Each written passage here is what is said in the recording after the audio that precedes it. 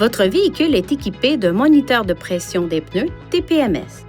Le témoin d'avertissement de basse pression des pneus s'allume et ce message d'avertissement s'affiche sur le centre d'information du véhicule si la pression d'un ou de plusieurs pneus est basse et qu'ils doivent être gonflés.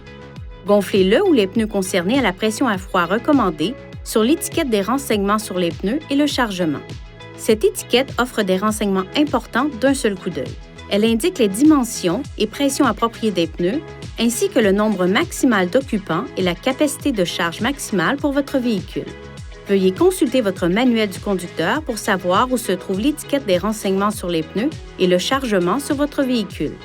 Les pneus sont considérés comme froids lorsque le véhicule a été stationné pendant au moins 3 heures ou qu'il a été conduit pendant moins d'1,6 km à une vitesse modérée.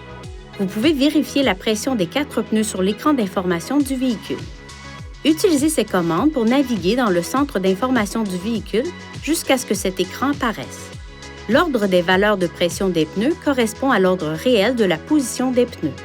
Lorsque de l'air est insufflé dans un pneu sous-gonflé, le TPMS, avec moniteur de pression des pneus, émet des signaux visuels et sonores à l'extérieur du véhicule pour vous aider à gonfler les pneus à la pression à froid recommandée.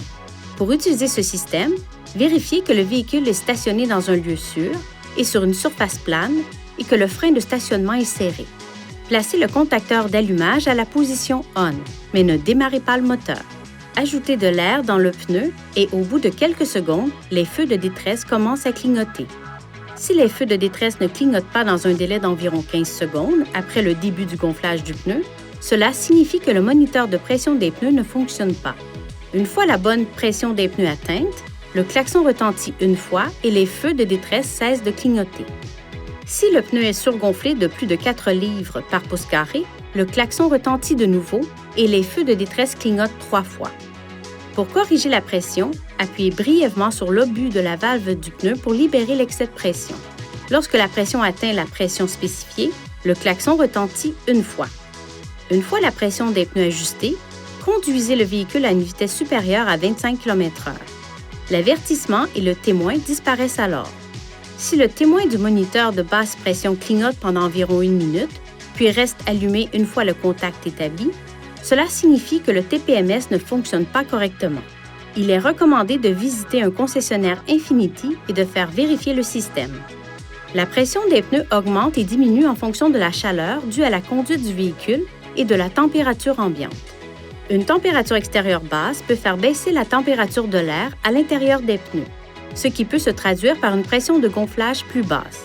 Ceci pourrait faire en sorte que le témoin de basse pression de pneus s'allume.